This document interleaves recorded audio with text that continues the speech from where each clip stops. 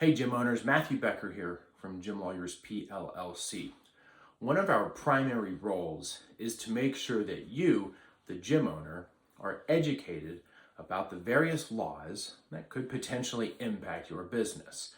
Go back through the archives of our videos, you're going to see a lot of them are directed toward this education. And oftentimes, it's educating you guys about things you just don't even know about, like state requirements for membership contracts and state requirements for AEDs and things like that. That while states typically don't look into micro gyms, as micro gyms get more and more and more popular, as CrossFit continues to grow, as powerlifting and Olympic lifting continue to grow, there's a chance that states are going to start cracking down on this stuff. And that's what brings us to the topic of this video, is to make sure that you guys understand the requirements that are upon you as a gym owner from your state statutes. And that's what brings us to the topic of surety bonds.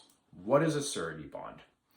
If you pull out your state statute on your Health Club Act, chances are that your state requires you to post a surety bond. And this is a monetary value that you have to pay your state in order to operate your gym. And the state takes that money and they put it into account and they hold on to it. And the idea is, if anything ever happens to your gym, let's say you end up in some kind of catastrophic month and the gym closes, but members have paid into it and now they can't go get the benefit of the membership contract that they've paid into. The state then says that those members can come to the state and they can request their money back.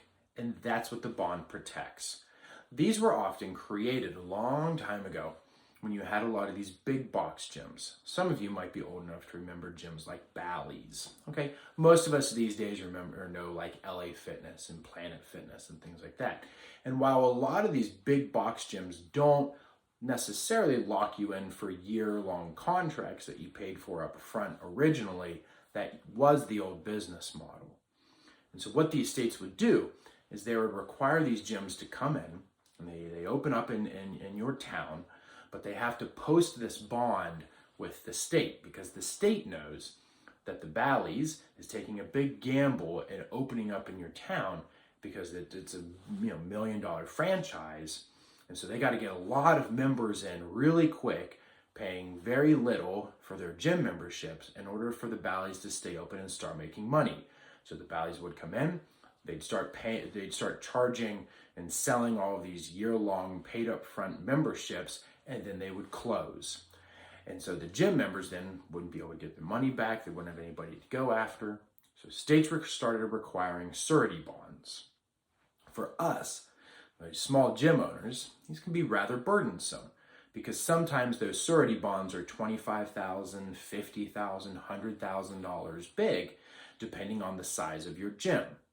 And that brings us into another part of this topic, is that there are companies out there that will post the bond for you. What you have to figure out is whether or not your state requires that surety bond and how much that surety bond is. Then you can find somebody to cover that bond for you. That's where we step in. We're not going to cover the surety bond for you, but we're going to help you figure out whether or not you have the requirement to post that surety bond and then walk you through the steps of how to do it. And this is all to make sure that you're compliant with the law. Because if you're not and you get caught, that's going to create some big serious problems for you in the future. So if you've got any questions about surety bonds, go ahead and reach out to us at gymlawyers.com.